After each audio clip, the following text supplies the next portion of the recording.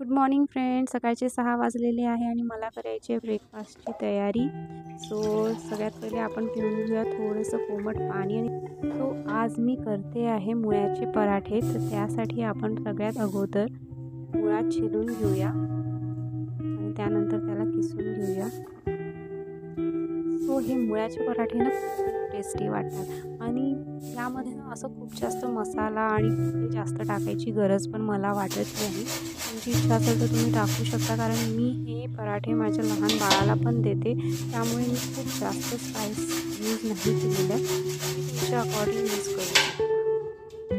थंडीमुळे मुळा किसायला जरा त्रास होत आहे, हात बिलकुल चालत नाही आहे.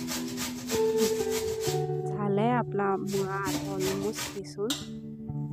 आपण आता याचं पूर्ण पाणी काढून घेऊया आणि हे पाणी ना आपण जी पराठ्याची कणिक भिजवायचं आहे आपल्याला, त्यामध्ये आपण हे पाणी यूज करूया. फेकून द्यायचं नाही हे पाणी बिलकुल, कारण हे खूप पौष्टिक पाणी असतं.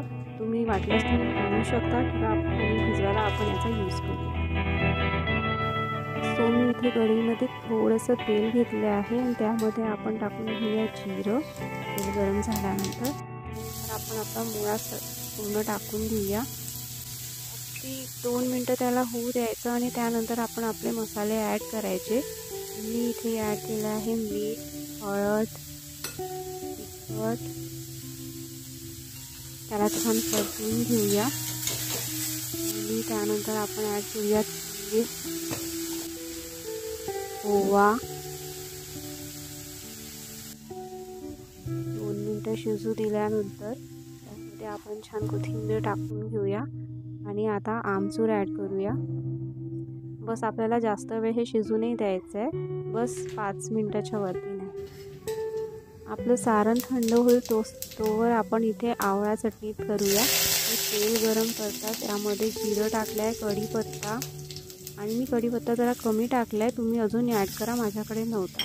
त्यानंतर मी इथे 2 चम्मच उडदाची डाळ ॲड केली आहे, 2 चम्मच चण्याची डाळ ॲड केलेली आहे.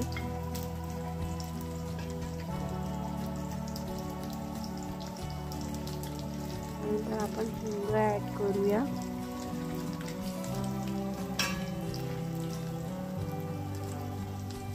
त्यानंतर आपण इथे मेथीचे दाणे थोडेसे ॲड करूया आणि त्याला छान परतून घेऊया. ती खूप सुंदर वाटते खायला. थोडीशी हळद, त्याला छान परतून घेऊया आणि त्यानंतर मग मिरची ॲड. मिरची तेलामध्ये पण फोडणी देऊ शकता तुमच्या इच्छेप्रमाणे. आता आपण आवळे ॲड करून घेऊया आणि त्यासोबतच तुम्हाला जर जास्त आंबट वाटत असेल तर तुम्ही भाजलेले शेंगदाणे पण ॲड करू शकता यामध्ये. ते पण खूप छान वाटतं. त्यामध्ये थोडासा आंबटपणा त्यामुळे कमी पण होऊन जाते आणि तुरटपणा पण कमी होतो. मी नाही ॲड केलं आहे, तुम्ही नक्की ॲड करा, तुम्हाला अजून आवडेल जर तुम्ही शेंगदाण्याचा कूट यामध्ये ॲड केला.